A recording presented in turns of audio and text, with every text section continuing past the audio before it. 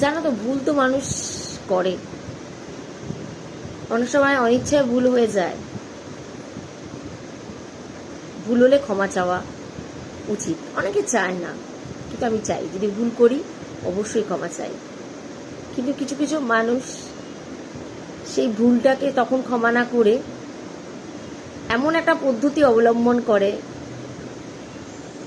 ক্ষমা তো সে করেই না, কিন্তু তোমাকে এমন একটা জায়গায় ফেলে দেয় যে তুমি তোমার নিজের মরমে মরমে মরে যেতে হয়, না পাও ক্ষমা, আর এক্সট্রা হচ্ছে মানসিক যন্ত্রণা।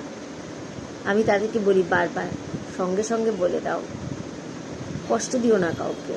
কেন, কষ্টটা আত্মার থেকে যদি আসে না, তার রূপটা খুব ভয়ঙ্কর হয়। সে হয়তো তোমাকে মাফ করে দিল,